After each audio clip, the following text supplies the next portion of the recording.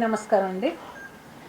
ఈరోజు ఈ press meet పెట్టడానికి ముఖ్య కారణం మన వైజాగ్ పెందుర్తి పిఎస్ లిమిట్స్లో ఒక అంతరాష్ట్ర ముద్దాయిని అరెస్ట్ చేయడం జరిగింది.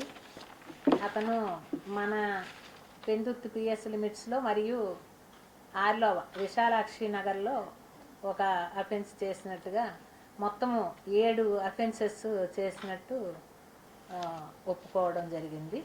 ఈ 7 అఫెన్సెస్ కూడా 2022లో ఒక అఫెన్స్ చేశాడు, అది బైక్ అఫెన్స్.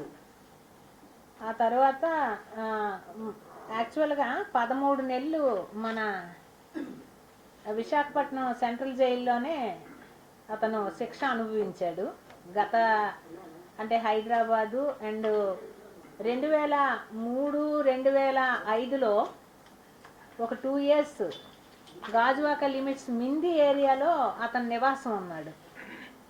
అప్పుడు కూడా దువ్వాడ పోలీస్ స్టేషను గాజువాక లిమిట్స్లో ఒక స్టీల్ ప్లాంట్ లిమిట్స్లో 4 అఫెన్సెస్ చేశాడు. అందులో శిక్షగా మన జైల్లో 13 months శిక్ష అనుభవించి అతను 11/12/2023లో రిలీజ్ అయ్యాడు. అంటే గత సంవత్సరం డిసెంబర్లో రిలీజ్ అయ్యాడు. ఆ తర్వాత అతను ప్రస్తుతం ఉంటున్నదైతే భువనగిరి, యాదాద్రి డిస్ట్రిక్ట్ ఆఫ్ తెలంగాణ. అక్కడికి వెళ్ళిపోయి కంటి ఆపరేషన్ చేయించుకున్నాడంట. ఆ తర్వాత జైల్లో ఏర్పడినటువంటి ఫ్రెండ్షిప్ ద్వారా మళ్ళీ మార్చి 3వ తారీఖున విశాఖపట్నం వచ్చాడు. ఫస్ట్ అఫెన్స్ వచ్చి విశాలాక్షి నగర్లో చేశారు. ఆ తర్వాత ఎవ్రీ 15 days 20 days గ్యాప్లో, అంటే మార్చి నుంచి మే వరకు కూడా అఫెన్స్లు చేయడం జరిగింది. మనకి మే 29/5/24న ఒక కంప్లైంట్ భరత్నగర్ ప్రహ్లాదపురం ఒక ప్రొఫెసరు కంప్లైంట్ ఇవ్వడం జరిగింది. వాళ్ళు తీర్థయాత్రలకి గుజరాత్, సోమనాథ్ అవన్నీ వెళ్ళగా అప్పుడు అఫెన్స్ జరిగింది. సో ఆ కంప్లైంట్ని బేస్ చేసుకొని మనము ఇన్వెస్టిగేషన్ అనేటటువంటిది చేశాము. అంటే అంతకు ముందు నుంచి చేస్తున్నాము, ఎవరా ఏంటా అన్నది కొంచెం విధిగా ఉంది. మనం టెక్నికల్ ఎవిడెన్స్ యూజ్ చేసాము. అలాగే ACP and CI and SI, ID team, తర్వాత పెందుర్తి టీము అందరూ కూడా చాలా చక్కగా వర్క్ చేశారండి. అతన్ని క్యాచ్ చేయడం జరిగింది. ఈ అఫెన్సెస్లో టోటల్గా 403 గ్రాముల బంగారం టోటల్ ప్రాపర్టీ లాస్ అయిందండి. అలాగే 2620 grams వెండి కూడా లాస్ జరిగింది. సో మేము రికవరీ వచ్చి 235 గ్రాములు గోల్డ్ రికవరీ చేసాము. అలాగే 1935 గ్రాములు సిల్వర్ రికవరీ చేయడం జరిగింది.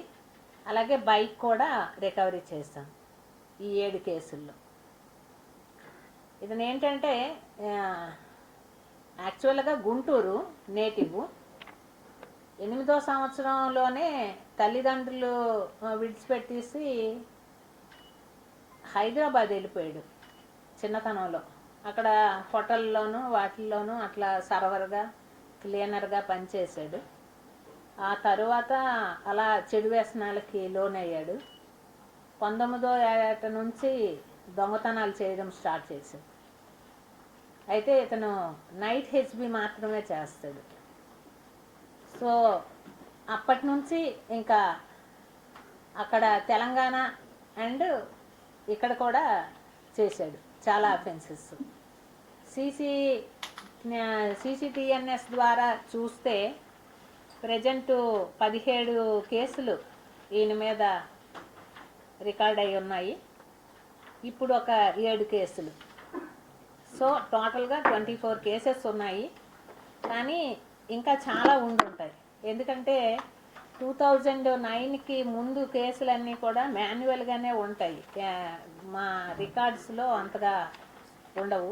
అది కూడా చూస్తే అసలు వాడికి అడిగితే ఒక 50 కేసులైనా ఉంటాయి అని అంటున్నాడు, ఒప్పుకున్నాడు.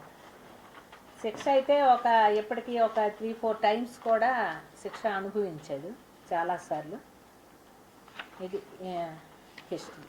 అతని పేరు గజ్జల శ్రీనివాస్ రెడ్డి, 53 ఇయర్స్. ప్రజెంట్ ఉండేదైతే భువనగిరి. ఆయన నేటివ్ ప్లేస్ అయితే మాత్రం గుంటూరు, రాముల వారి వీధి అంట.